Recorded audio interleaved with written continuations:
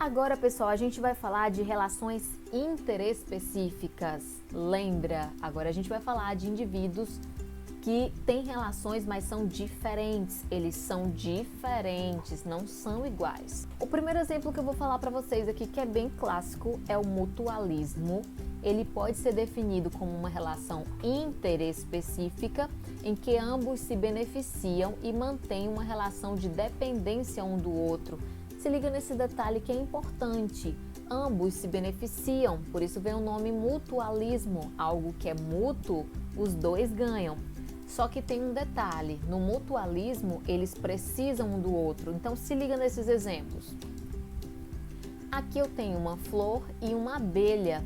A abelha precisa do néctar. A flor precisa que a abelha leve o seu pólen para uma outra flor. Então, elas precisam uma da outra. Isso é mutualismo. Nesse outro exemplo aqui, eu tenho cupins e aqui do lado eu tenho um protozoário. Gente, o cupim, naturalmente, ele não consegue digerir, ele não consegue aproveitar o nutriente que ele tira da madeira. Então, o que acontece? Ele vai lá, corrói a madeira, ele pega a madeira, né?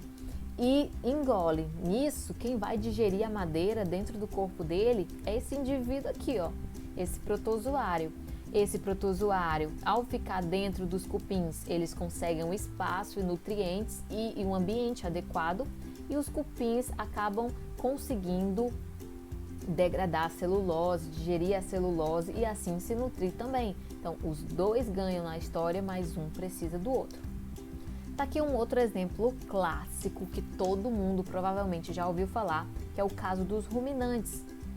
Sim, eles ficam lá ruminando, remoendo aquela comida, aquele pasto várias e várias horas, porque os ruminantes em si, eles não conseguem degradar também a celulose, que faz parte da estrutura do capim. Então existem micro-organismos aqui no rumen, né? Aqui no interior do estômago dos ruminantes, que fazem também esse processo. Então, os ruminantes ganham a parte de comida, conseguem se nutrir com aquela comida, e os micro-organismos conseguem espaço e um bom local para viver sossegado, na paz. Em seguida, eu trago para vocês uma relação interespecífica chamada de protocooperação. A protocooperação é definida como uma relação em que ambos se beneficiam, mas não mantêm dependência um do outro. Ou seja, se eles se relacionarem, os dois ganham. Mas se não se relacionar também, tanto faz. Não precisa, um não precisa do outro.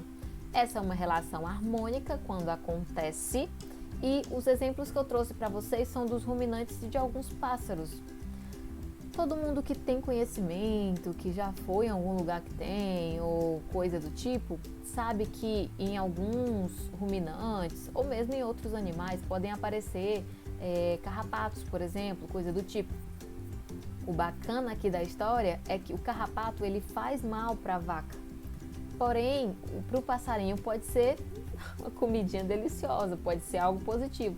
Então o passarinho vem aqui, ganha o alimento, e o que a vaca ganha com isso? Ela ganha essa ideia de tirar o carrapato dela, e assim ela vai conseguir viver melhor, já que o carrapato está ali sugando o sangue dela, né? Sugando os nutrientes. Outro exemplo aqui é entre a anêmona do mar e o paguro. A anêmona do mar, pessoal, é este indivíduo aqui que está lá no fundo do mar.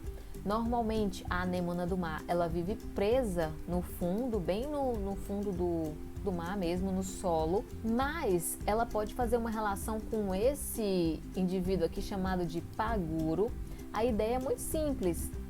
A anêmona se fixa sobre uma concha e este indivíduo aqui, ele entra dentro dessa concha.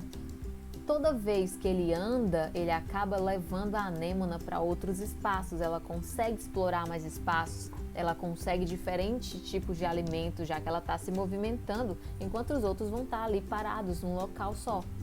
Por sua vez, o que o paguro ganha? O paguro ganha proteção. Ele está aqui, ó, ele está protegido. Então, assim, não precisam estar juntos, mas se estiverem é melhor e os dois ganham. Uma outra relação é o comensalismo ou inquilinismo. Alguns autores podem trazer esses dois nomes para essa mesma relação.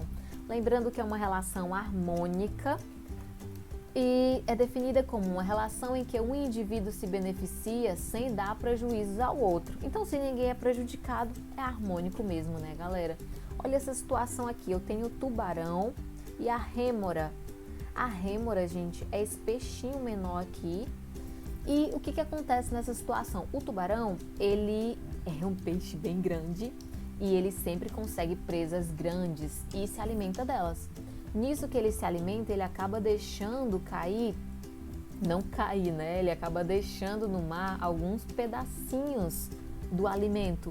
E a rêmora, que não é besta nem nada, vai sempre seguindo o tubarão e se alimenta desses pedacinhos que o tubarão não come.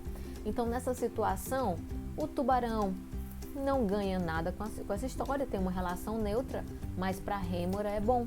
Ela vai estar protegida aqui e ainda vai ter alimento de vez em quando. Então isso é muito bacana para ela. O amensalismo é também uma relação interespecífica, só que agora desarmônica. Tenta entender por quê. O amensalismo é uma relação em que os indivíduos de uma população secretam substâncias que inibem ou impedem o desenvolvimento de outras. Então, olha para essa imagem linda, maravilhosa aqui, muito bonita, mas que representa aí um perigo bem grande. Eu vou explicar por quê. Aqui no mar existem algas e essas algas, gente, se tiver muito alimento para elas, se tiver muita matéria orgânica dentro do mar, elas acabam se reproduzindo.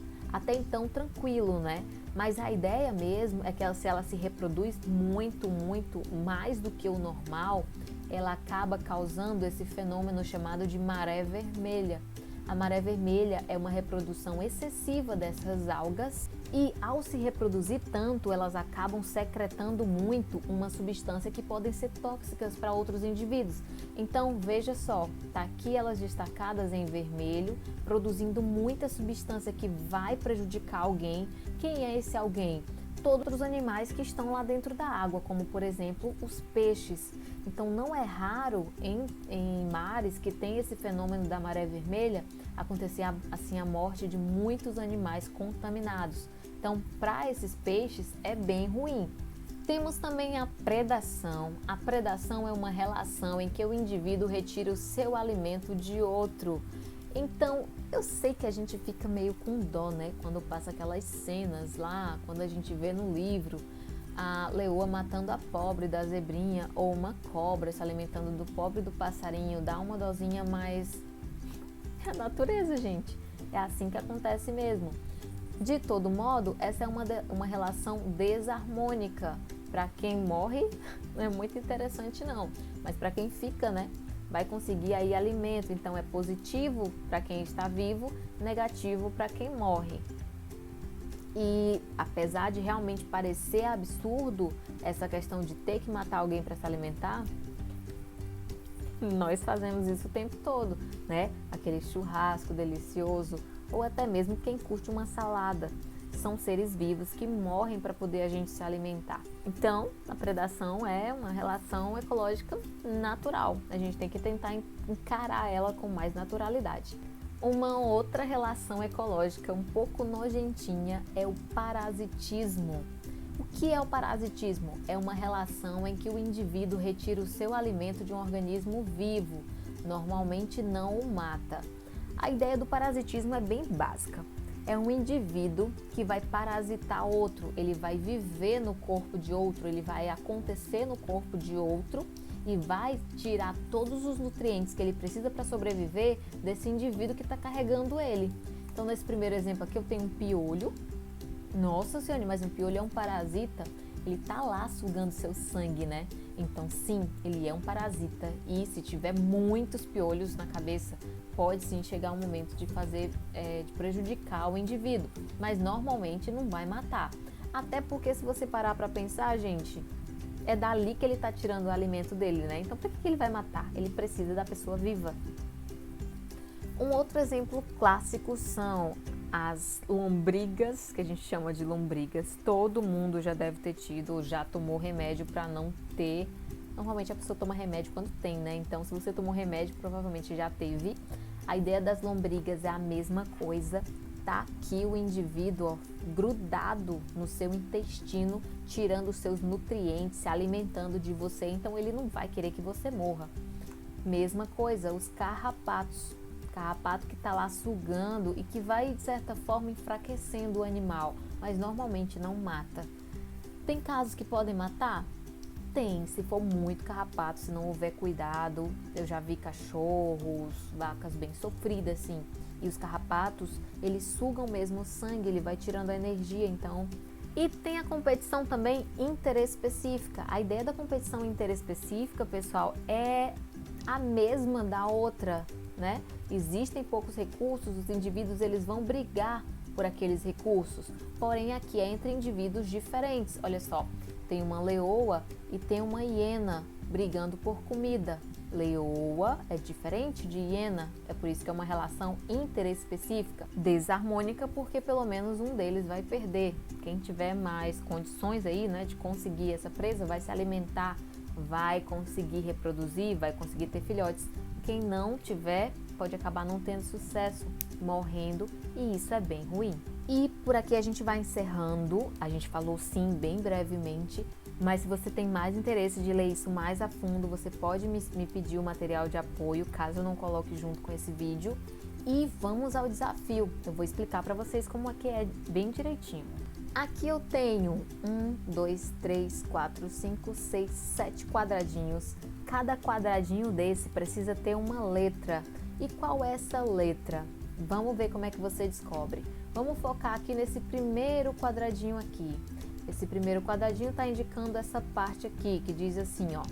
Primeira letra da relação em que ambos se beneficiam, mas não mantêm dependência um do outro. Gente, qual é o nome da relação ecológica em que ambos se beneficiam, mas não mantêm relação um com o outro? Se você estava esperto lá no vídeo, se você viu a palavra importante e anotou as informações do slide, você vai ver que a resposta é protocooperação. Mas você não vai colocar todas essas letras aqui, nem vai caber, né? Então, veja, ele pede a primeira letra. Qual é a primeira letra do nome protocooperação? É P. Então, a resposta para o primeiro quadradinho você já tem, é a letra P. Agora você vai ler cada uma dessas informações aqui, lembrando que são aquelas que eu falei que eram importantes, e vai chegar aqui, completar essa palavra e mandar para mim no final da aula, tá bom? Qualquer dúvida, já falei, repetindo, pode chamar, vai dar tudo certo. Até a próxima aula!